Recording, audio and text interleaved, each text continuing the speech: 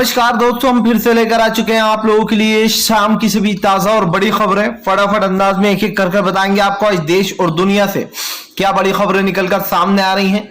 लेकिन उससे पहले दोस्तों एक नजर डालेंगे सुर्खियों पर। दोस्तों आज ज्ञान व्यापी मस्जिद का होगा पूरी सुनवाई। आज दिया जाएगा फैसला कि आखिरकार वहां पर 1991 का एक्ट लागू होता है ज्ञान व्यापी पर या नहीं। वहीं पर अगली बिग ब्रेकिंग में हम आपको बताएंगे दोस्तों, इतिहासकार इरफान हबीब का भाजपा पर बड़ा हमला। बोले वो मस्जिद 400 साल पुरानी है, अगर मुस्लिम चाहता तो वहां से वो शिवलिंग होती तो हटा देता, वो एक फुव्वारा है जो कि हर बड़ी मस्जिद में होता है खूबसूरती के लिए। इसके बारे में भी आपको बताएंगे। वहीं पर दोस्तों सदगुरु का भाजपा पर हमला। गोदी मीडिया ले रही थी इंटरव्यू। सदगुरु बोले फिलहाल आज देश में नफरत फैलाई जा रही है, इन सभी मामलों को बैठकर सुलझाना चाहिए। इसके बारे में आपको बताएंगे। वहीं पर अगली बड़ी खबर में हम आपको बताएंगे दोस्तों, महबूबा मुफ्ती का बीजेपी के ऊपर बड़ा हमला। बोले फिलहाल मुसलमानों के नरसंहार की जी हां तैयारियां कर रही भाजपा। वहीं पर अगली बड़ी खबर में हम आपको बताएंगे दोस्तों, आजम खान ने शपथ ली लेकिन नहीं की अखिलेश यादव से कोई बात अब तक।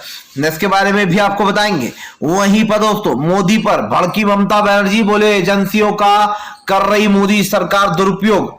वहीं पर अगली बिग ब्रेकिंग में हम आपको बताएंगे दोस्तों, अब आप समझिए मंदिर के महंत, जी हां दोस्तों आप समझिए, मंदिर के महंत जो है उन्होंने नकार दिया। बोले फिलहाल ये शिवलिंग नहीं बल्कि फुव्वारा है। क्योंकि आपको बता दें दोस्तों, जो आचार्य जी का जो आवाज है वो मस्जिद के पास ही, उन्होंने बताया कि कैसे वो मस्जिद में भी जाते थे ज्ञान व्यापी में, और मस्जिद वाले उनके यहां पर भी आकर बैठते थे। बताएंगे, एक भाईचारे की बात बताई है उन्होंने। वहीं पर अगली बिग ब्रेकिंग में हम आपको बताएंगे दोस्तों, अब कर्नाटक में नया बवाल खड़ा। अंधभक्त बोले फिलहाल जुम्मा मस्जिद में जी हमारे भगवान विराजमान थे। इसके बारे में बताएंगे। अब अंधभक्तों की टोली गुजरात में भी हुई एक्टिव। वहीं पर अगली बड़ी खबर में हम आपको बताएंगे दोस्तों, यूपी से बहुत ही शर्मनाक तस्वीर। जी हाँ, आपको बता दें दरअसल जो दलित समाज है वो पलायन करने को मजबूर। उनको पार्क में टेंट नहीं लगाने दिया, बाबा साहब अंबेडकर का बर्थडे सेलिब्रेट नहीं करने दी, उनकी जयंती। इसके बारे में भी आपको बताएंगे। तो सारी खबरें फटाफट अंदाज में देंगे, एक एक कर देंगे। फिलहाल फिर चलिए बढ़ते हैं सबसे पहली और सबसे बड़े खबर की ओर। दरअसल दोस्तों आपको बता दें, आज ज्ञान व्यापी मामले में हो सकता है बड़ा फैसला। आपको बता दें जिला अदालत आज तय करेगी कि ज्ञान व्यापी में 1991 का एक्ट लागू होता है या नहीं। देखिए दोस्तों, देश में जो चल रहा है वो सब देख रहा है। मस्जिद 400 साल पुरानी है ये भी सबको पता है। इतिहास को कुरेदने का कोई मतलब होता ही नहीं है दोस्तों। पहले क्या हुआ, पहले क्या किया गया, इससे क्या मतलब है। आज दुनिया में कुछ नहीं हो रहा, आज सब में भाईचारा है।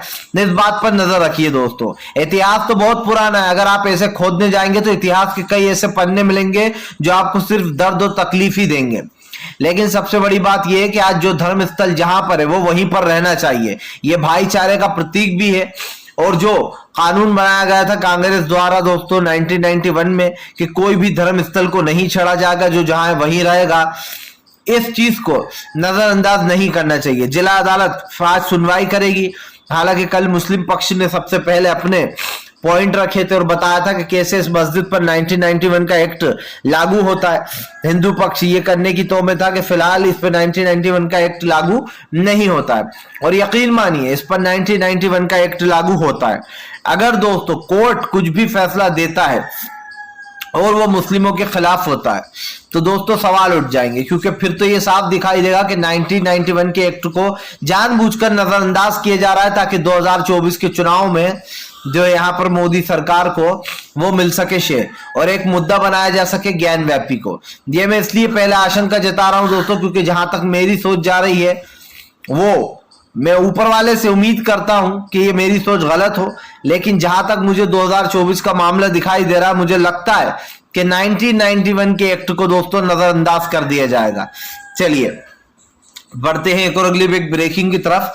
बताया दोस्तों अगली जो बड़ी खबर निकल कर आ रही। जी हाँ, दरअसल दोस्तों आपको बता दे एक बार फिर से जो यहाँ पर इतिहासकार इरफान हबीब ने खोली मोदी सरकार की पोल। बोले वो मस्जिद 400 साल पुरानी, वो शिवलिंग कैसे हो सकता है। अगर वो शिवलिंग होता तो अब तक मुसलमान उसको समझिए दोस्तों मस्जिद से हटा चुके होते, मस्जिद से हर वो चीज हटा चुके होते जिसमें कहीं ना कहीं दोस्तों आप समझिए ये बताया जाता कि यहाँ पर कुछ भगवान का विराजमान है या फिर कुछ ऐसे तत्व जो मंदिर में थे।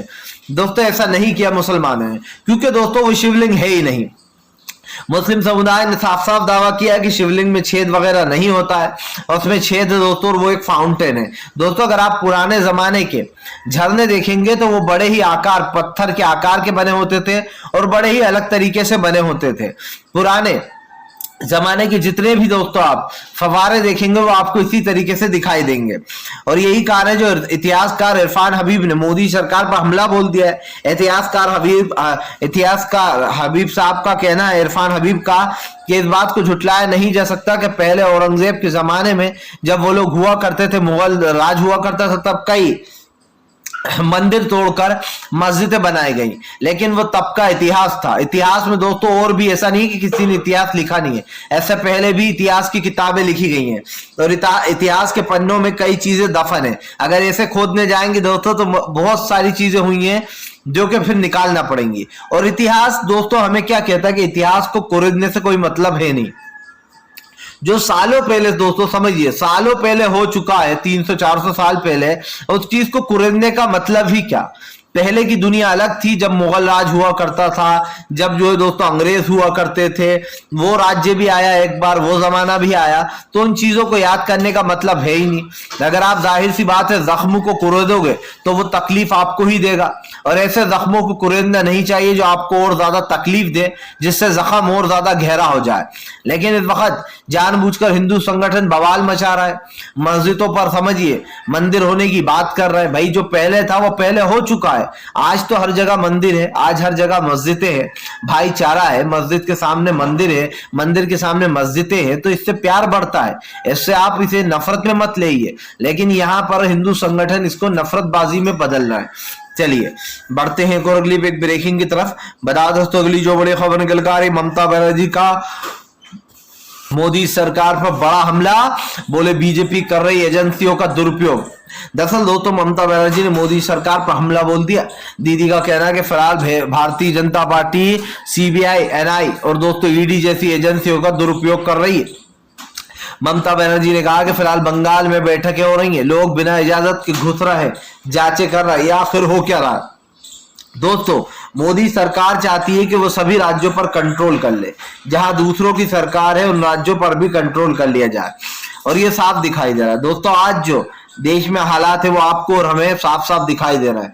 प्रधानमंत्री नरेंद्र मोदी के बड़े बड़े दावे दोस्तों तब फेल हो जाते हैं जब ये सरकार पूरी तरीके से दोस्तों बेजार हो जाती है।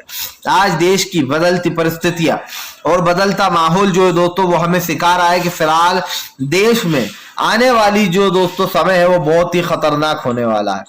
प्रधानमंत्री नरेंद्र मोदी ने जो देश को दोस्तों आप समझिए लॉलीपॉप दिया था कि देश उन्नति करेगा, तरक्की करेगा, ऐसा तो कुछ नहीं हो रहा है। महंगाई, गरीबी, बेरोजगारी बढ़ती चली जा रही है। इस पर हमारे देश का प्रधानमंत्री चुप्पी साधे बैठा है, जिसको लेकर ममता बनर्जी ने जमकर घेर लिया। दीदी ने कहा कि आज एजेंसियों का दुरुपयोग कर राज्य सरकारों पर दबाव डाला जा रहा है, उनको परेशान करा जा रहा है। दीदी ने कहा कि प्रधानमंत्री से अपील करती हूं कि वो इन गलत तरीके से जांचों को हटवाएं, जिस तरीके से ये एजेंसियां लगातार राज्यों पर हमले कर रही हैं। समझिए दोस्तों लोगों के ऊपर जांचें बिठा रही, चाहे वो सीबीआई हो, एनआई हो, ईडी हो, इन सब को लेकर दीदी ने जमकर भाजपा को घेर लिया। और देखिए दोस्तों इस बात को झुटलाया नहीं जा सकता कि फिलहाल केंद्र सरकार जो राजनीति कर रही है, इस राजनीति के ऊपर कई सवाल भी उठे हैं और आगे भी उठते रहेंगे। अगर इस तरीके की राजनीति होगी तो देश की जनता सवाल तो पूछेगी, सवाल भी ऐसे दोस्तों जिनका जवाब बीजेपी के पास शायद ना हो। चलिए बढ़ते हैं एक और अगली ब्रेकिंग की तरफ। बता दोस्तों अगली जो बड़ी खबर निकल कर आ रही दोस्तों, इतिहासकार गणेश शंकर जी हैं दोस्तों, इतिहासकार गणेश शंकर जी ने बताया कि कैसे जो यहाँ पर फव्वारे को शिवलिंग बताया जा रहा। अब आप समझिए दोस्तों गणेश शंकर महंत थे, ज्ञान व्यापी के सामने ही दोस्तों आप समझिए इनका जो यहाँ पर महंत आवाज है। इन्होंने पूरी सच्चाई बताई कि दरअसल ये ज्ञान व्यापी में कब से जा रहे हैं और कब से जो है मस्जिद के लोग वहां पर आकर बैठते थे, मंदिर में आकर बैठते थे, और मंदिर के लोग मस्जिद में जाकर भी बैठा करते थे, क्योंकि आमने सामने ही दोनों की जगह है। आपको बता दें दोस्तों गणेश शंकर जी ने बताया कि हिंदू और मुस्लिम भाइयों में भाईचारा था और ऐसी कोई बात नहीं थी जिसको नजरअंदाज किया जा सके। आचार्य गणेश शंकर जी ने बताया कि दरअसल वो जो ज्ञान व्यापी में मिला है वो शिवलिंग नहीं बल्कि एक फव्वारा है। गणेश आचार्य गणेश शंकर जी ने यह दावा किया है कि जिस चीज को ये लोग शिवलिंग बता रहे हैं दरअसल वो एक फव्वारा है जो कि पुराने जमाने में हुआ करता था। आपको बताता चलूं दोस्तों, गणेश शंकर जी ने बताया कि हमारा तो ज्ञान व्यापी मस्जिद में आना जाना था, हम काफी लंबे समय से उस मस्जिद में जा रहे हैं, हमने भी पूछा कि ये बड़े अच्छे आकार का फव्वारा है, ऐसे में जो यहाँ पर वो पुराने जमाने का बना हुआ है। गणेश शंकर जी आचार्य गणेश शंकर जी ने कहा कि हमारा आवास मस्जिद से जरा सी 2 कदम की दूरी पर ही है, ऐसे में हम मस्जिद में घंटों घंटों बैठे रिया करते थे। वहां के मौलवी और जो वहां की मस्जिद की देखभाल वाले लोग हैं उनसे हम बातें किया करते थे। मुसलमान भी हमारे मंदिर में आया करते थे, हमारे आवास पर आया करते थे और घंटों बैठे रहते थे। हम लोग मजाक करते थे, बातें करते थे, हम सब में भाईचारा था, ऐसी कोई बात नहीं थी। आचार्य गणेश शंकर जी ने बताया कि जिस चीज को शिवलिंग होने का दावा किया जा रहा है दरअसल वो टोटली झूठ है, क्योंकि दोस्तों जाहिर सी बात है शिवलिंग आपने भी देखा है, हमने भी देखा है, कई तरह के शिवलिंग होते हैं, लेकिन दोस्तों वो एक फव्वारा है और फव्वारे को जानबूझकर शिवलिंग साबित करने में लगी है बीजेपी और हिंदू संगठन। इस बात को झुटलाया नहीं जा सकता दोस्तों कि दरअसल जिस चीज को शिवलिंग बताया जा रहा है वो एक महज फव्वारा है और फव्वारा दोस्तों फव्वारा ही होता है, वो शिवलिंग नहीं बन सकता, चाहे कितनी भी कोशिश कर ले ये संगठन। जब इसका भेद खुलेगा तो आप भी समझ सकते हैं। जो सच्चा इंसान है वो तो सही बताएगा, लेकिन अगर किसी ने झूठ दिल में बसा रखा है कि हमें उसे शिवलिंग बताना है तो फिर तो दोस्तों आप समझ ही सकते हैं। लेकिन जो यहाँ पर आचार्य गणेश शंकर जी ने बताया ये सच में बहुत ही काम की बात है, क्योंकि जब वो कह रहे हैं कि वो काफी पुराने समय से मंदिर में मस्जिद में जाया करते थे दोस्तों, ज्ञानव्यापी मस्जिद में, और बहुत ही भाईचारा था। और दोस्तों ये आज भी होना चाहिए। आप समझिए, जो मंदिर जहां बना है दोस्तों वहीं रहना चाहिए, जो मस्जिद जहां बनी है वहीं रहना चाहिए। एक चीज लेकर क्या कर लेंगे, इतने सारे मंदिर है दोस्तों इस देश में, इतनी सारी मस्जिदें हैं, आप समझिए, इतने ऐसा तो है नहीं कि धर्म स्थल नहीं है हिंदू भाइयों के पास, इसलिए वो ये सब कर रहा हूं तो समझ में भी आता है। लेकिन अभी बाबरी मस्जिद मुसलमानों ने ये सोचकर बैठ गए कि ठीक है अब मस्जिद तो चली गई है, भाईचारा बरकरार रहना चाहिए। लेकिन अगर बार बार इस तरीके की हरकतें होंगी हिंदू संगठनों द्वारा तो फिर दोस्तों मुसलमान भी चुप नहीं बैठेगा, क्योंकि अगर आपकी आस्था है तो मुसलमानों की भी आस्था है, अगर आप पूजा करते हो तो मुसलमान भी पूजा करते हैं। हमें इस चीज को नजरअंदाज नहीं करना चाहिए दोस्तों कि हर एक इंसान का धर्म और उसके लिए सब कुछ होता है। ऐसे में हर धर्म के लोगों की इज्जत करना चाहिए, उनके धर्म का सम्मान करना चाहिए, लोगों से हर धर्म के लोगों से प्यार करना चाहिए। यही हमारा भारत हमें सिखाता है। हमारा भारत देश जिसके कण कण में दोस्तों आप समझिए शहीदों का खून बसा है, भाईचारा बसा है, प्यार मोहब्बत बसा है। हमारे मुस्लिम भाइयों ने भी उतनी शहादत दी दोस्तों देश को आजाद कराने के लिए जितनी हिंदू भाइयों ने दी है, तो इस बात को झुटलाना नहीं चाहिए। चलिए बढ़ते हैं एक और अगली बिग ब्रेकिंग की तरफ। बता दोस्तों अगली जो बड़ी खबर निकल कर आ रही दोस्तों यूपी से बहुत ही शर्मनाक तस्वीर सामने आई है। जी हाँ, दरअसल दोस्तों आपको बता यूपी में अब रामपुर में दोस्तों आपको बता दें लोग पलायन करने को मजबूर। दरअसल दोस्तों आपको बता दें रामपुर में अब पलायन करने के लिए मजबूर हो गए हैं कौन, दलित समाज।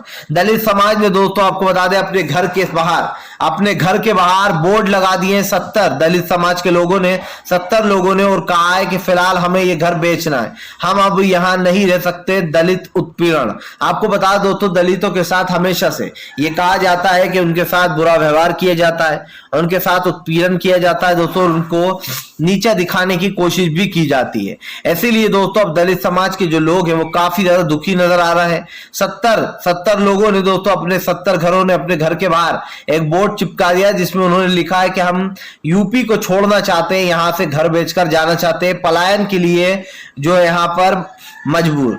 आप समझिए पलायन के लिए दलित मजबूर। दरअसल दोस्तों पूरा मामला है बाबा साहब अंबेडकर से जुड़ा हुआ। आपको बता दें बाबा साहब अंबेडकर को लेकर सभी दलित समाज एक जो यहाँ पर दोस्तों कार्यक्रम करना चाहता था, और जो है यहाँ बाबा साहब अंबेडकर को लेकर कार्यक्रम में कई चीजें होने वाली थी।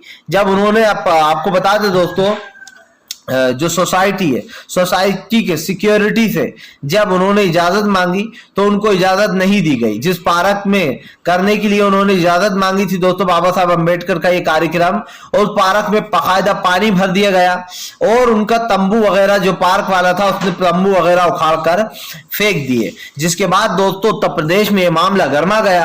दोस्तों उत्तर प्रदेश पुलिस और उत्तर प्रदेश सरकार पर हमेशा ये आरोप लगते रहे हैं कि वो दलित समाज के साथ बुरा व्यवहार करते हैं, और इस बात को झुटलाया नहीं जा सकता दोस्तों कि दलितों को तो मंदिर में भी घुसने नहीं दिया जाता है। आप समझिए हमारा देश दोस्तों कितनी पीछे जा रहा है। आज देश इतनी आगे बढ़ चुका है, लेकिन दोस्तों सोच जो है लोगों की वो उतनी ही पीछे है जो पहले जमाने में हुआ करती थी कि छोटी जाति वाले लोगों के साथ बुरा व्यवहार किया जाता था, उनको मंदिर में नहीं जाने दिया जाता था, उनसे बुरा व्यवहार किया जाता था, काम कराए जाते थे, और ऐसा लग रहा है वो समय फिर से लौट कर आ गया हो। ये घर पलायन के लिए दोस्तों वो लोग मजबूर है, और ये उत्तर प्रदेश की पुलिस है। लोगों ने योगी आदित्यनाथ को पत्र लिखा लेकिन बाबा चुपचाप बैठे रहे, मोदी जी को पत्र लिखा लेकिन प्रधानमंत्री नरेंद्र मोदी चुपचाप बैठे रहे। आप समझिए दोस्तों जितने भी लोग हैं वो आज परेशान हैं, लेकिन हमारे देश का प्रधानमंत्री चुप बैठा है। दलितों के साथ बुरा व्यवहार हो रहा है, चुपचाप बैठे। और कहने को तो ये लोग दलितों के हितैषी बनते हैं दोस्तों, लेकिन जब दलित लोगों के ऊपर ऐसी मार आती है तो ये सरकार चुपचाप बैठी रहती है। और यही कारण है दोस्तों जो अब इस सरकार के खिलाफ कहीं ना कहीं मोर्चा खोल दिया है दलित समाज ने, और 70 के 70 घर बिकने हैं, बेचेंगे वो लोग और वहां से पलायन करेंगे। इसको कहा जा सकता है कि देश में दोस्तों आज भी जात पात धर्म नीच जात छोटा बड़ा ये सब कुछ चलता है। क्या ये शर्म की बात नहीं है कि आज देश इतनी आगे बढ़ता जा रहा है? हम 2024 में जी रहे हैं दोस्तों, समझिए 2024 में जी रहे हैं, कोई 2000 आप समझिए 1970 या इससे पहले के 80 में नहीं जी रहा है जो इस तरीके की गणना की जा रही है। फिलहाल चलिए बढ़ते हैं एक और अगली बिग ब्रेकिंग की तरफ। बता दो तो अंधभक्तों की टोली निकली अब कर्नाटक, बोले कर्नाटक में टीपू सुल्तान की बनाई हुई मस्जिद में हमारा मंदिर था। अब आप समझिए दोस्तों अंधभक्तों की टोली जगह जगह जाकर उपद्रव मचा रही है, लेकिन इनको पता है कि होना कुछ नहीं है। अब की बार मुसलमान पीछे हटने वाला बिल्कुल नहीं है, ये समझ ले। ये हिंदू संगठन जो लोग बवाल मचा रहा है और जानबूझकर हमारे हिंदू और मुस्लिम भाइयों को लड़ाने की कोशिश कर रहा है। आपको बता दें दोस्तों कर्नाटक की जो मस्जिद है जी जुम्मा मस्जिद दोस्तों, उसका काम रुकवा दिया गया है। बकायदा कहा जा रहा है कि यहाँ पर हमारा हनुमान मंदिर था और दोस्तों वहां पर बवाल खड़ा किया जा रहा है। आपको बता दें जुम्मा मस्जिद में काम चल रहा था, लेकिन अब कर्नाटक पुलिस ने उस काम को अभी हाल फिलहाल के लिए रुकवा दिया है। आपको बता दें हिंदू संगठनों का कहना है कि हमें यहाँ पूजा करने की इजाजत दी जाए। जानबूझकर दोस्तों आप समझिए मस्जिदों में पूजा करने की इजाजत दी जाए। किस तरीके की बातें की जा रही है, मतलब मस्जिद मुसलमान का दोस्तों पूजा स्थल होता है और वहां पर क्या कह रहा है कि हमें जो है पूजा की वो दी जाए, यानी कि दोस्तों इनको हर जगह पूजा करना है। अंधभक्तों को मजार में पूजा करना है, मस्जिद में पूजा करना है। अरे भैया पूजा करना है तो मंदिर में जाओ, इतने सारे मंदिर हैं हिंदू धर्म के लिए बनाए गए हैं, मस्जिद तो मुसलमानों के लिए बनाई गई हैं, लेकिन जानबूझकर दोस्तों उपद्रव खड़े करना, देश में नफरत फैलाना, और इनको पता है होना कुछ नहीं है। हर जगह ये जाए, अगर हर जगह का यहाँ हमारा मंदिर था वहां हमारा ये था तो कोई मानने वाला है क्या? क्या मुसलमान पीछे हटने वाले? कुछ नहीं होने वाला। वो तो जानबूझकर दोस्तों इनको सिर्फ 2024 की तैयारियां करना है और सिर्फ बवाल करते रहना है कि यहाँ हमारा मंदिर था वहां हमारा ये था, ताकि एक माहौल बना रहे और 2024 तक ये मामला खींचे। आप समझिए ज्ञान व्यापी मामला कोई आज का विवाद नहीं है दोस्तों, काफी लंबे समय से चल रहा था और ये हाई कोर्ट में पेंडिंग पड़ा था ये मामला, लेकिन जिला अदालत का आप समझिए इसमें हस्तक्षेप करना, वाराणसी कोर्ट का हस्तक्षेप करना और ये कहना कि वीडियो सर्वे होगा, उसका कोई मतलब ही नहीं था। अब उसी के बाद देख लीजिए पूरे देश में इस तरीके का माहौल बनाया जा रहा है। ऐसे पहले कुछ अंधभक्त ये कह रहे थे कि जामा मस्जिद जो भोपाल की सबसे बड़ी मस्जिद है वहां पर हमारा मंदिर था। इससे पहले अब आप देख लीजिए कर्नाटक में आवाजें उठ रही हैं, बोले जुम्मा मस्जिद में हमें पूजा करने दिया, यहाँ हमारा मंदिर था। इससे पहले दोस्तों हिजाब का मामला आपने कर्नाटक में देखा कि हिजाब नहीं पहनने देंगे हम, पढ़ाई नहीं करने देंगे हम। जिस तरीके की चीजें हो रही हैं दोस्तों वो कहीं ना कहीं देश में एक सांप्रदायिकता का माहौल बना रही है। और देश का प्रधानमंत्री, ये कहने में कोई मुझे परहेज नहीं कि देश का प्रधानमंत्री दोस्तों बिल्कुल आप समझिए यूजलेस प्रधानमंत्री है, ना कि वो कुछ बोलते हैं आकर, ना ये समझाते हैं कि देश में भाईचारा बनाकर रखें।